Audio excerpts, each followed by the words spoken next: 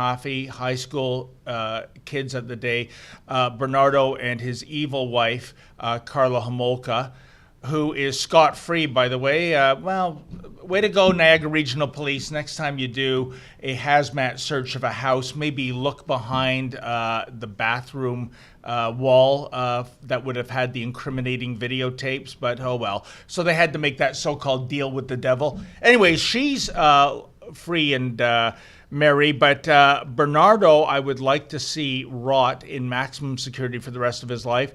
And Mendicino's press conference, he was basically saying, oh, we're going to take steps to make sure this never happens again, that, this government is committed to victims. Committed to victims and victims' families and victims' rights? Tamara, I was just on Saturday outside the Parole Board of Canada. There was a demonstration led by Heather Mason. Thanks to the blackface liberals, men, and I'm talking about thugs, who identify as women, no surgery, no hormones, you can now get incarcerated in a female penitentiary, and you can get admission to a woman's shelter. One such individual is this fellow. He's doing his time at a Parry Sound women's shelter. He's 6'2", 230 pounds. A few years ago, he had a little disagreement in a McDonald's, so he dragged a 15-year-old female McDonald's employee into the bathroom and viciously assaulted her. He says, I'm a chick now? Okay, Bob's your uncle, you're in. You're telling me this government is committed to victims' rights? Because this is a misogynistic government. If you're all about this radical trans agenda when it comes to prisons and shelters, sorry, that's not inclusion and diversity. That is misogyny, Tamara Ugolini. And to this day, this has been the news cycle for 2 weeks.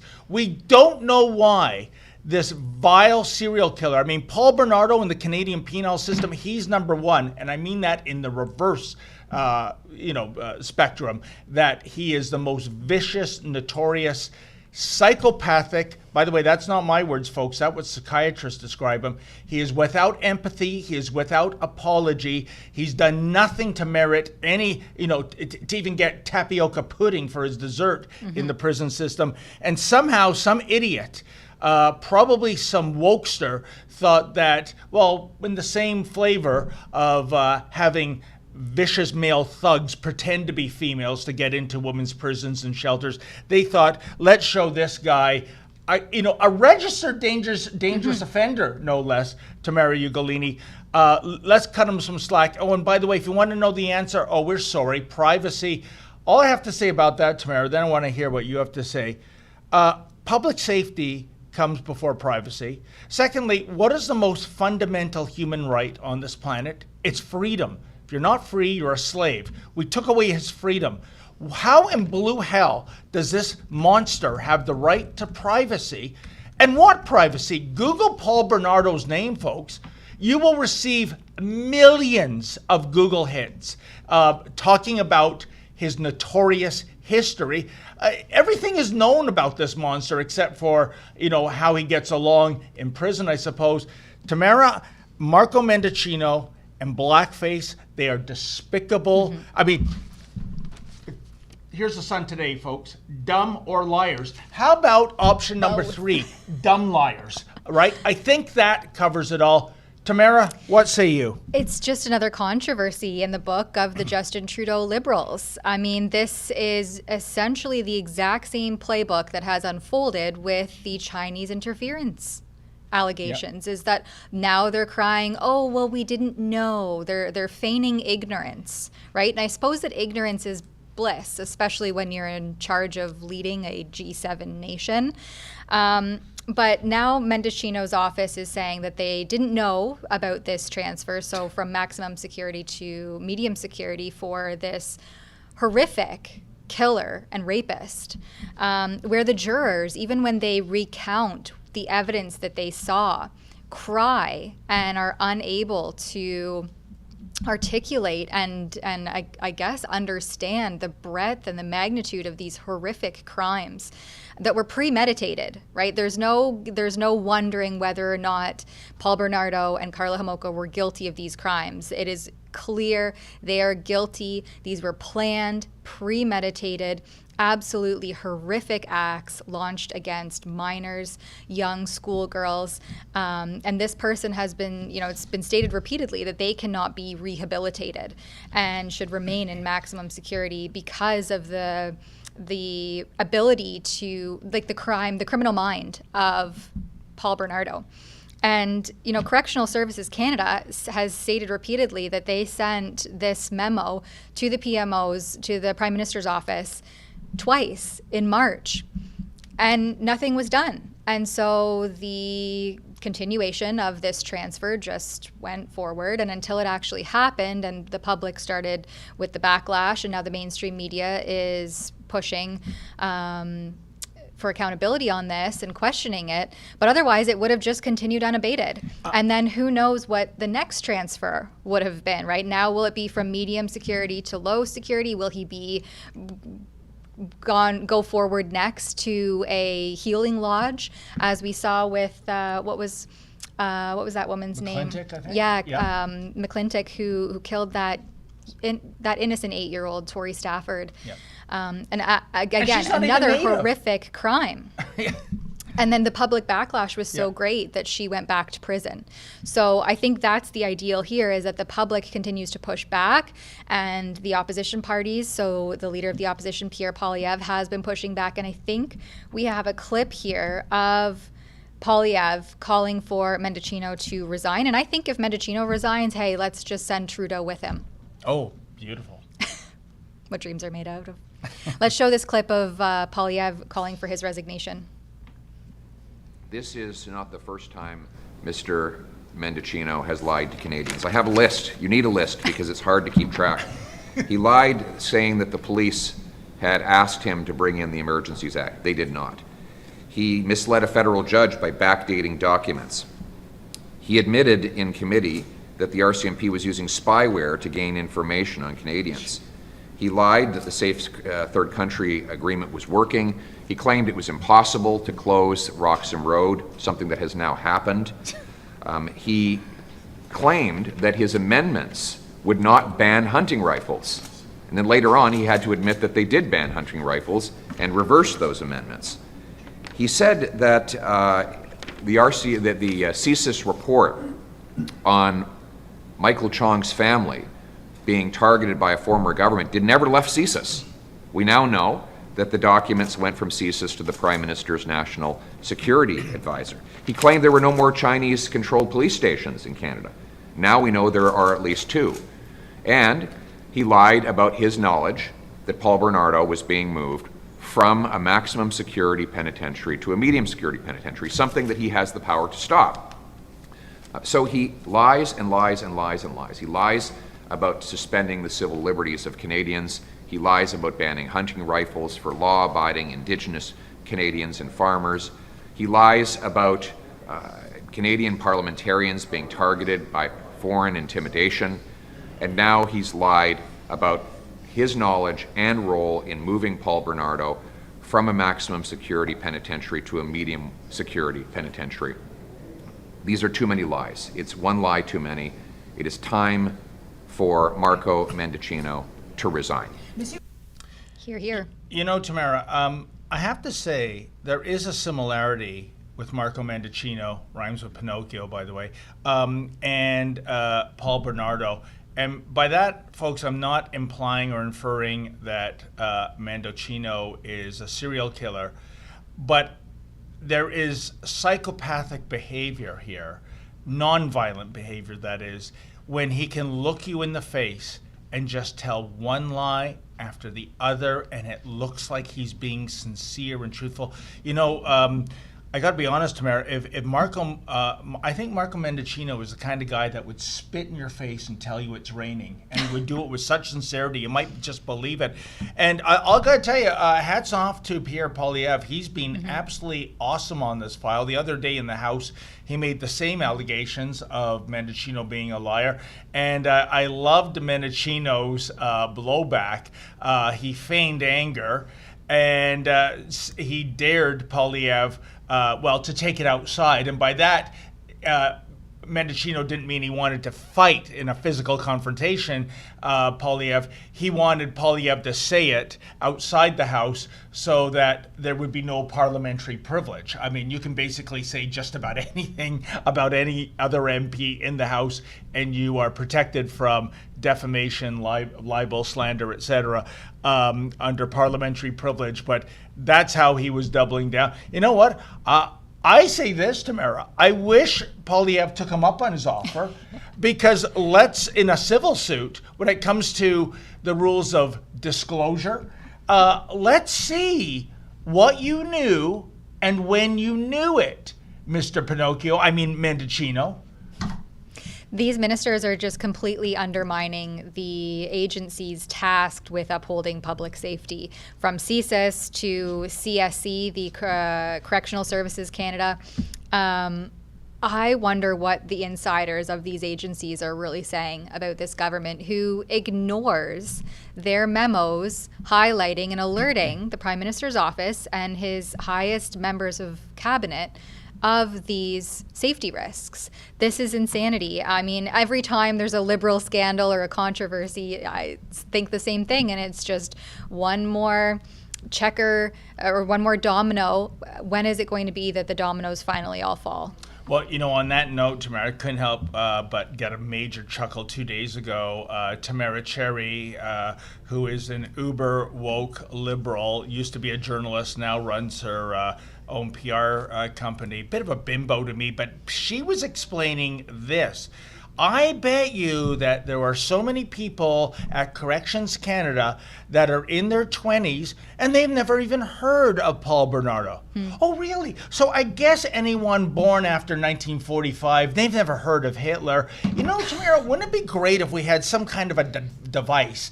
You could punch keywords into it and data and prior history could come out. Wouldn't that be amazing if some brainiac in Silicon Valley could invent such a thing? Yeah, but then you'd have the Liberals swoop in and censor it all.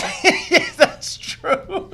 So maybe you wouldn't find those hits on your searches if we could dream up such a technology. But have you ever heard of a more preposterous excuse to sweep this under the rug?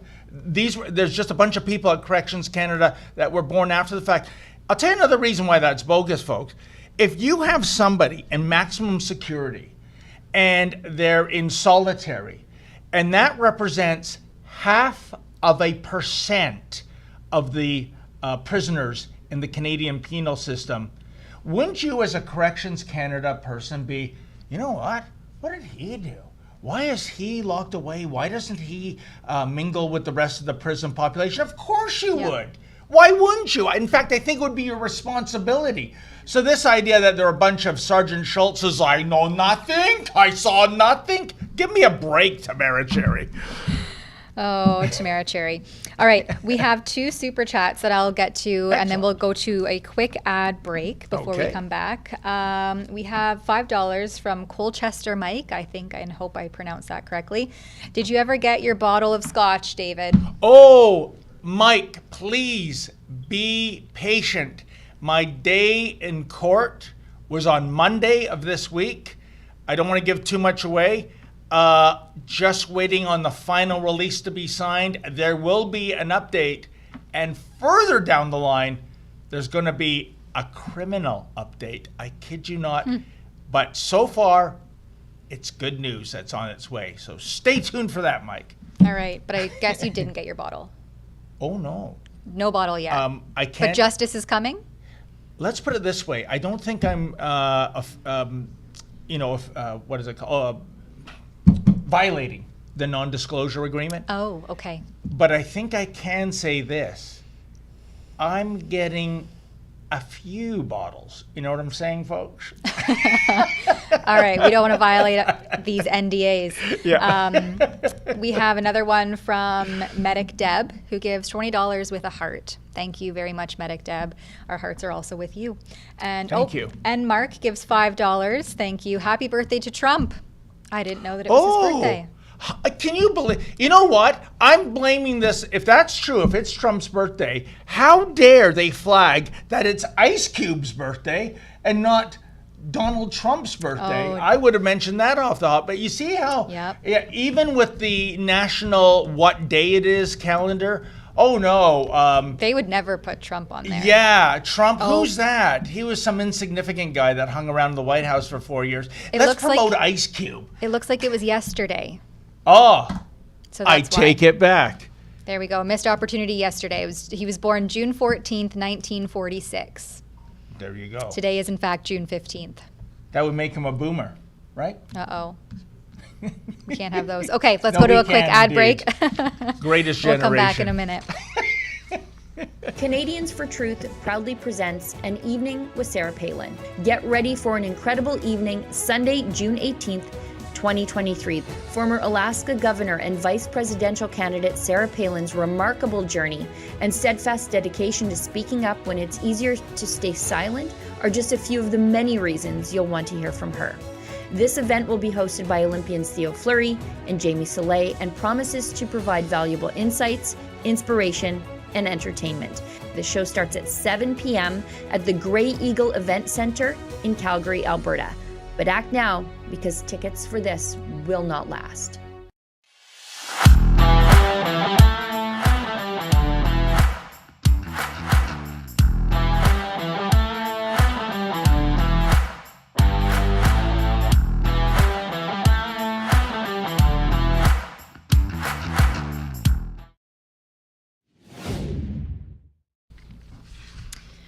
All right, in this next segment, we are going to kick off with Danielle Smith, Premier of Alberta, being censored on Facebook by Meta, the conglomerate that now owns Facebook and Instagram.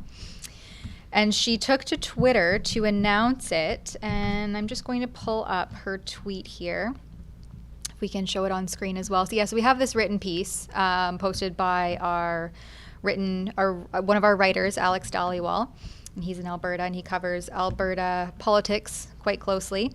But Danielle Smith took to Twitter to say, big tech and government censorship is becoming a danger to free speech around the world. Well, I guess let's not wait with bated breath for Bill C-11 to come to fruition, which will only further that censorship. Her post says, my Facebook account has been banned from posting content for a few days. As the premier of a province of 4.6 million Albertans, if they can prevent me from communicating with you, it rings some bells as to what they did to Trump when he was deplatformed from Twitter. Imagine what they can do to any one of us, regardless of our political leanings. We must all stand against censorship. And she CCs Elon Musk and Mark Zuckerberg.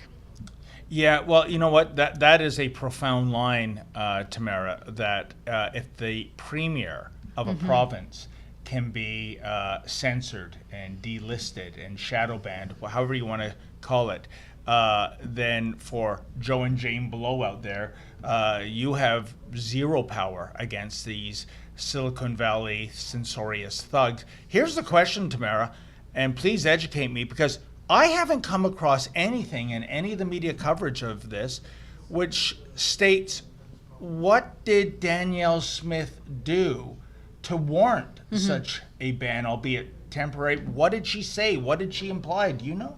No, I don't know. And the funny thing about Facebook's flags is that they're so ambiguously worded that you may never know. And it will be, oh, this post was flagged for hate speech or XYZ. And you're going through it and you're wondering, well, what part of this was hate speech, or if it was fact-checked by one of the liberal associated fact-checkers who actually just end up opinion checking. It's not really fact-checking. So this is another, I always like to go back to an interview I did with lawyer Bruce Pardy on the administrative state and how these laws and legislation is being so ambiguously worded that it's open to the interpretation of the enforcer. The laws are no longer clear, and the rules and regulations are no longer clearly marked or worded in such a way that it's easy to decipher and determine, where you went wrong or what is or isn't acceptable. And so it's largely left open to the interpretation of whoever is tasked with enforcing said piece of ambiguously worded legislation. And I think a lot of that ricochets down to things like the fact checkers and what gets censored or shadow banned or fully banned on certain platforms like Facebook, like Instagram, and as we will see more and more of in general here in Canada. We have Bill C-11, and then as this article on Danielle Smith's censorship goes into, Bill C-18, the Online News Act. And Alex, in his article, says if the controversial legislation passes through the Senate, Parliament will compel Google and Meta to pay for Canadian journalism that helps the companies generate revenue. And that will be only government-affiliated, government-recognized companies. So the little guy, like us, will be squashed. Tamara, I just want to pick up on something you alluded to. Typically, the reasons you get are safety. As though, I don't know, a live wire has fallen from the ceiling or something like that. The other de rigueur response from these tech giants is you have violated the terms and agreements of the community guidelines. Again, a word salad that means nothing tangibly. And let's talk about a personal anecdote as far as Rebel News goes. A couple of years ago, folks, we got demonetized from YouTube. And we asked why, of course, because that was some serious coin for us. And for them, they take a 30% cut. Oh, yeah, for doing nothing. And we were told we violated the health and safety conditions of YouTube. So we pursued that. Can you send us those health and safety conditions? And they did. I believe it was a 38-page long document. And we got our lawyers with a fine-tooth comb to go through every single potential violation. I'll give you a few examples. You can't show parkour. That's that French thing where you jump from building to building, right? Because somebody might fall and die. You can't advocate suicide. We don't do that. The federal government does that, actually. But we stay away from that. We're quite the opposite. So at the end of the day, folks, we went back to YouTube and said, we have gone through every one of those 38 pages of the health and safety conditions. We can see not a single instance in which we were in violation. And their answer to Mary Ugolini? Well, you're still demonetized. Well, you were. Yeah. Because we said. We just wasted our time. It is amazing. This is a company, too, based in the land of the First Amendment. This is a company, and I go back to the beginning of Google and YouTube and Twitter under the old ownership and Facebook. Come one, come all. It's the Wild West of free speech. Remember that? And what a brilliant business plan. We're not going to pay for any content. We're going to get it for free. Isn't that fantastic? And then, Tamara, they hit critical mass, and then they start doing this. You and you and you out. You're banished. You are contrary to our leftist beliefs. It is an absolute disgrace. Well, and they update their community guidelines. For instance, YouTube, at least, I believe it's once a month. So I think at that time when we were flagged, you couldn't question the mask science, right? It was masks are effective. They stop the spread of an invisible virus. And if you go against that narrative, then you're compromising community standards and community safety by making these allegations that masks are harmful or whatnot. And so I think that was a part of that process, is that there was some videos there that featured, and I was trying to pull it up. One, I featured a gentleman who was tasked with making mask filtration cartridges for I can't think of the word.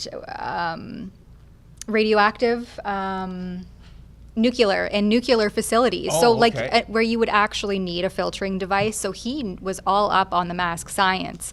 And one of the videos I believe that was flagged in that infringement of community standards was that particular video. But now their community standards have been updated since then. And so now it's okay to question or share mask science. So that video that got us flagged 2 years ago is okay to publish now, but we're still demonetized and risk really being deplatformed any day because it's so arbitrary. It could be the snap of a finger and sorry, you're deplatformed. I'm actually shocked that we're not. Yeah, I think we have a love-hate relationship with YouTube right now. We love it's kind of like the Highway 407, the electronic toll highway in the GTA, folks. Boy, if you want to move, you go on that highway, otherwise it's the 401 and gridlock. You better pack your lunch. That we love. What we hate is when the bill comes the next month and it is extortion in terms of the fees they want for that toll highway. Same with YouTube. We love the reach. I think we have almost 1.6 million YouTube subscribers, Tamara, but we hate the censorious element. We hate the fact that so much of what we want to say we cannot say on the YouTube platform because we've already been demonetized. The next hammer is deplatforming. And maybe even if we behave, they're still going to do it because that's what they did to us with the demonetization, right? Health and safety had zero to do with it. Why don't we move on to another tech giant? It relates because as we are targeted for, I guess, wrong think and wrong speech, our viewership only continues to grow for bringing people the truth and adversaries and contrarians who are actual experts in what they're talking about and the fields they discuss instead of kind of parroting TV doctors and TV experts. And this comes at the same time that the mainstream media, and so this particular article comes from CBC, the holy grail of mainstream media, state-sponsored media, really. And it turns out that Bell Canada Enterprise is laying off 1,300 people, closing 4 news bureaus and 9 radio stations across Canada. This effectively lets go of 6% of the media division's workforce. And so we're seeing this deeply seated distrust in the mainstream media and these conglomerates as little guys, little independent journalists, doing on-the-ground, boots-on-the-ground journalism, giving a voice to real Canadians, especially those who are struggling, are doing better than ever before. 100%. What does that tell you?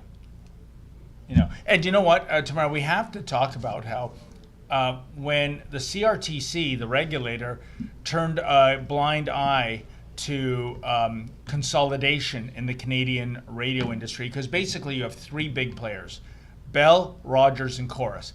Then you have a smattering of independents that are out there. And some of them, contrary to conventional thinking, they're doing quite well. It's an alternative.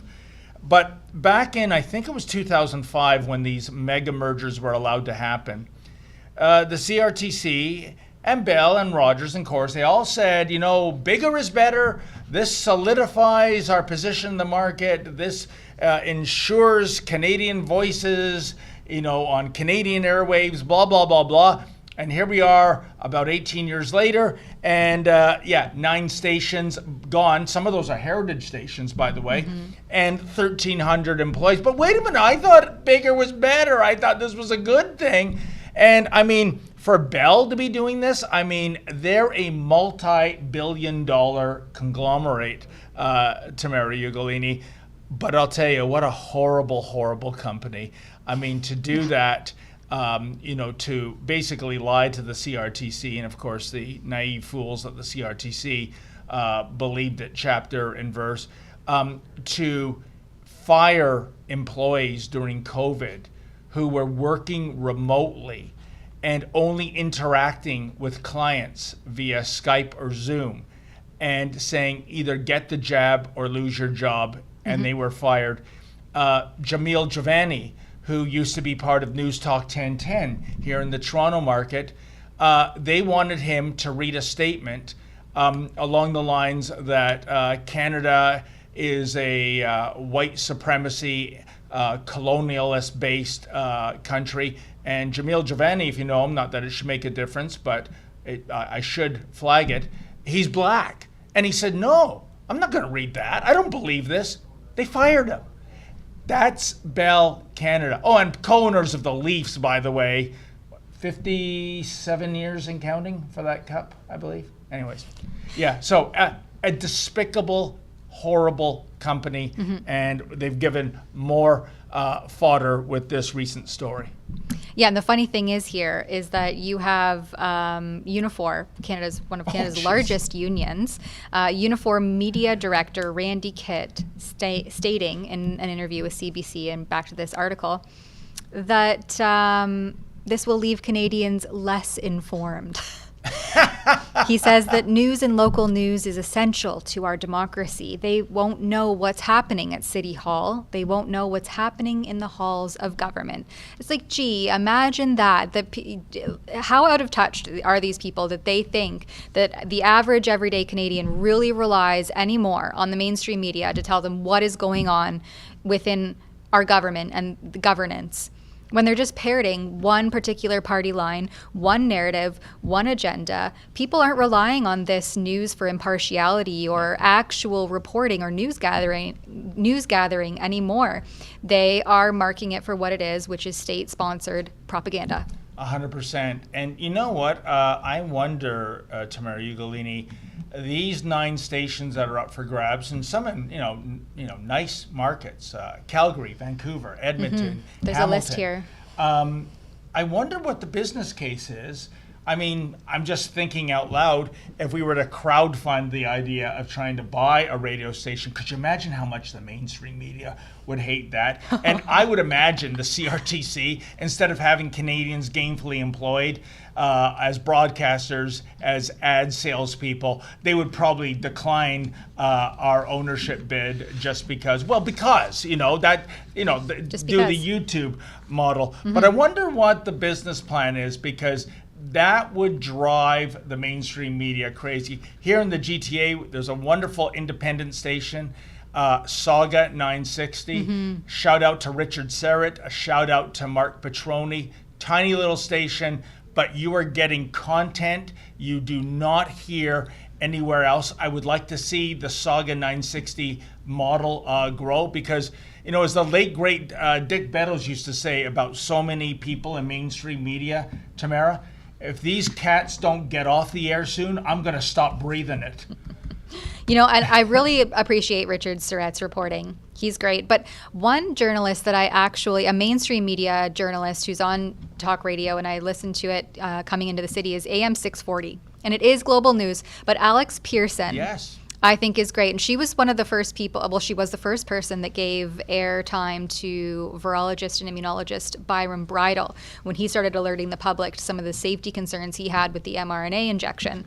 And I thought that was really noble of her. And I think the segment's since been pulled down and you can't find it anywhere. It's featured in some of my reports. So it hasn't been completely memory hold, but I do appreciate her angle and the guests that she features and some of the things that she has to say. So that's one mainstream media personality. I have plenty of time for Alex Pearson. Yes. 10 years ago, I don't know if you know this, Tamara Ugolini, we were colleagues at the Sun News Network. Right. And but you know what's so funny too is they've moved her slot from 9 till noon, which is when you look at News Talk 1010, CFRB, the only one there worth listening to is Jerry Agar. Guess what? Right of center, 9 till noon. So basically, you have to pick and choose. Whereas and I think that's intentional, right?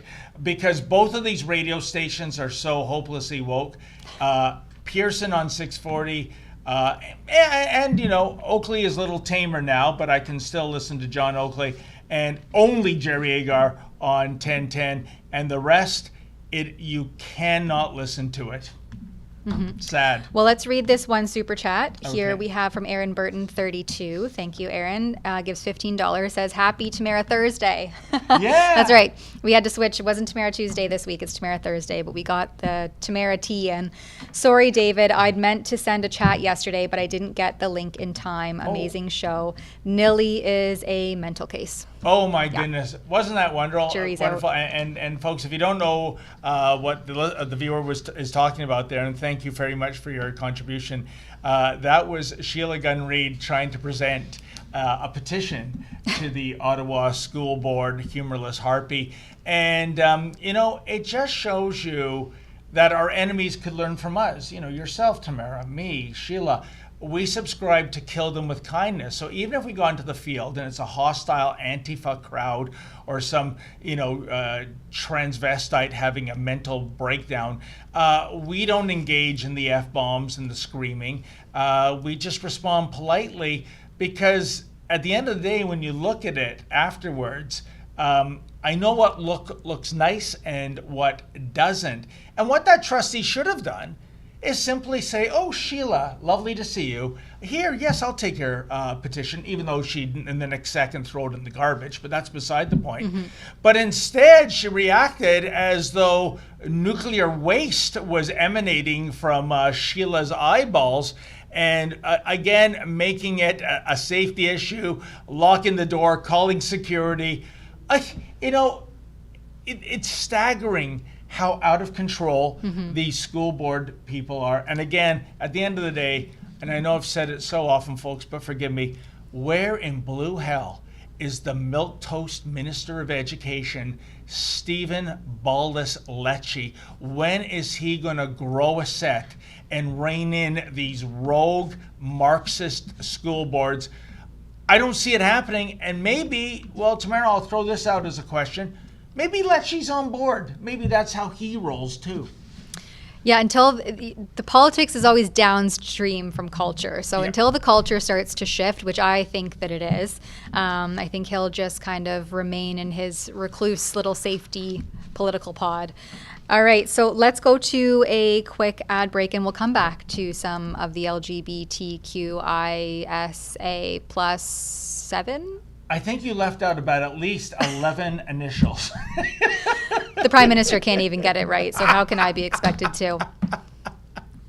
Hey everyone, how's it going? Just want to talk to you for just a moment. Here at Rebel News, we understand what it's like to be independent, to try and get by without big handouts from the government. Small business owners alike out there understand that like nobody else. That's why we might be able to partner up and do something incredible, bring a captive audience and new eyes to your business or your product. If you think we might be able to partner up, and if you want to support independent journalism while growing your brand to a captive audience, well, reach out to us. You can do so by going to rebelnews.com/advertise. Living with spike protein in a post-pandemic world is something we all have to grapple with, whether you've had the virus, you've been vaccinated yourself, or if you're around those who were. The wellness company's Spike Support Formula is a daily supplement that can help you feel your best and then stay that way. Go to twccanada.health to get back to that pre-pandemic feeling with Spike Support. Use coupon code REBEL to save 10% off these doctor-formulated products, which are rooted in science, and for a limited time, your first month's membership is only 99 cents. That's twccanada.health, coupon code REBEL at checkout. It's time to put your wellness back in the driver's seat. All right, we have a tweet from yesterday that shows some protests that were happening at the Ottawa Carleton District School Board. Speaking of Nilly Kaplan-Mirth, who's a trustee there, who is a mask-obsessed, unhinged, there are no nice words to describe her. So this particular protest was in response to a new policy being put out by the OC DSB, or maybe I had that backwards. Anyway, probably because of people like Nilly Kaplan-Mirth. So they will now refer to all students as they, them. You can no longer be a gendered person. You can no longer be a boy or a girl or a she or a her. Everyone is now a they, them. Yeah. And so parents gathered to protest this brand new policy. And we had a write-up here by who was referred to as our special rebel rapporteur, Andy Lee. And she shares in this particular article some photos of the protest. There is some visuals of it. But, I mean, if you're a boy and you want to be referred to as a boy, then I guess it's transphobic to disavow a generalization of they, them. Yeah, not to mention grammatically incorrect. They, them is a pluralized word. It doesn't mean a singular person. I guess, though, maybe we're now living in Sybil Nation. Remember Sybil? She had 16 distinct personalities, a real cause celeb back in the 70s. Oh, by the way, it was later revealed that she was faking everything. But never mind.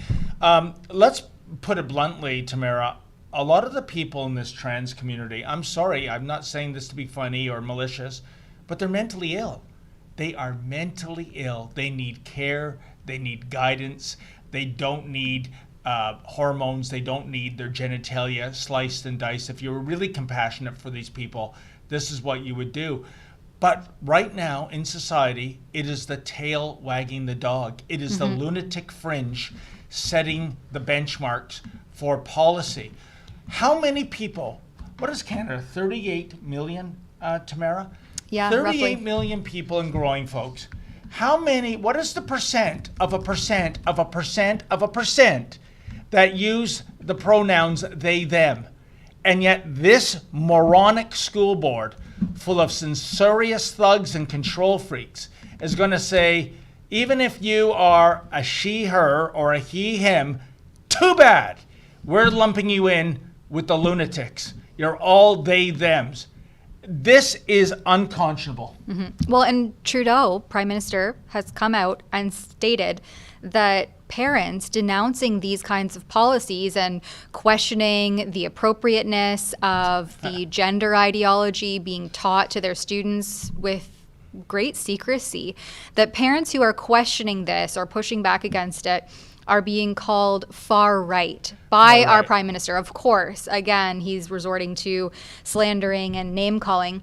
But there's a really good article that I was reading in the National Post, and it's by Sabrina Maddow. That's Maddow. fantastic. I can't remember. Did I pronounce that I correctly? know who you're talking. And she says it's not unreasonable for parents to have concerns about the sudden wave of secrecy in schools around gender identity. And her first sentence, or her first paragraph rather, hits it all. She says, they say everyone has a tell, and Prime Minister Justin Trudeau has a big one. You know his political future is flashing before his eyes, please, dear Lord, when he starts accusing broad swaths of the Canadian population of being deplorable, reactionary monsters. 100%. And on that far right comment, what is so perversely amusing, Tamara, is look at those demonstrators at that school board. It looks like they're wearing red Make America Great Again cap. Oh no, actually those are hijabs. Those are Muslim mothers out there. That doesn't really fit with the narrative, does it, Tamara Ugolini, that the Islamic community is a bunch of far right white supremacists? And I spoke about this with Sheila yesterday. Why the left is having a meltdown now is it's almost like watching a computer malfunction because of two logical arguments of equal merit and it can't make a decision. The left is all about LGBT, etc. And they're all about Islam. And yet these two demographics, sorry to say, they're kind of getting along right now like the cobra and the mongoose, and it's because of the left getting their stinky fingers into the school curriculum with all this woke nonsense, critical race theory, radical transgenderism. That's what has energized the Muslim community. That's what's energized the Jewish and Christian communities. These aren't, white MAGA cap wearing frat boys.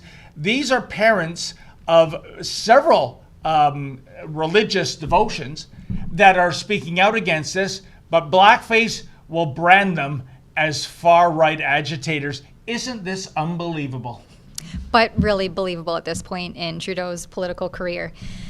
Okay, so we have one other quick topic to get through, but I think we had a super chat. So let me just go back and read that one quickly. Republican Roadrunner, I think is...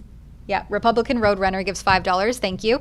Rebel News, how in the world do I get in touch with you?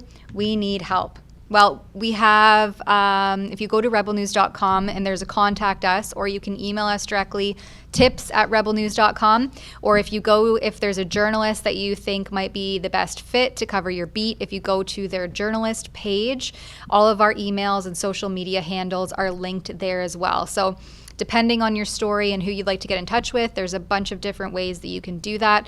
But by navigating through our website is probably the best starting point, or just emailing tips@rebelnews.com. We get hundreds, if not thousands, of tips every day. So if it isn't being answered, then keep trying or try another way. Or if you want to give us a tip here directly on the live stream, feel free to do that as well. That would be the most effective way. And as Tamara Ugolini said, folks, tips@rebelnews.com. And if we don't get back to you right away, please don't be shy about sending the exact same email to us. We're not like one of these organizations. Your call is very important to us, so we're going to make you wait for 3.5 hours on hold. We're not ignoring anyone. Seriously, as Tamara said, we get so much feedback. Mm-hmm. We have such limited resources. So please go through that way. But I would suggest what you just said, sending a super chat and giving us your email so we can email you and have a conversation that way, even a phone conversation, that's fine. I give out my personal cell number all the time. It's on my business card. So that is the way to go. tips@rebelnews.com. All right. And we have one more super chat from AMT60, gives $5. Thank you. Thank you. David, I saw your report on the Durham District School Board because parents are not allowed in meetings. Justin Trudeau hates Christians, but I doubt he will go after Muslims trying to protect their children from trans education. What do you think? Well, you know what? He has already gone after Muslims. Most of the parents, I would say this, 50%, I would reckon, at the last Durham District School Board protest meeting, AMT 640, were Muslim parents. And it's not, and I think the dynamic now is that Muslim voters that have traditionally voted Liberal, they're leaving. And it's because the Liberal Party has left them. They've come down to a decision. Do we go with, conservative religious people, which includes so many people, Hindus, Sikhs, Muslims, Jews, Christians, or do we force radical transgenderism down the throats of so many Canadians? And that's why I think this could be a deal maker in the next federal election, Tamara. The number of Muslim voters who would have traditionally voted Liberal, they're waking up, they're smelling the coffee, they see that those black-faced Liberals in Ottawa are not their friends, and they're going to bring their vote elsewhere. This could be very significant moving forward to whenever this next federal election is. Mm-hmm. Especially as Trudeau is smearing them all as far right. Oh, yeah. When they're literally just advocating to have transparent education for their children. Yeah, I would hate to be a Liberal Muslim MP right now, because I have no doubt their phones are burning up by their constituents saying, what the hell is going on? Why all this radical transgenderism? And listen, look what's happening south of the border. Anheuser-Busch stock now currently they've lost $16.5 billion in stock value because of the Dylan Mulvaney Bud Light fiasco. Target, a similar number in terms of their stock value because they were selling transgender kiddie bathing suits. People are waking and they're making it known.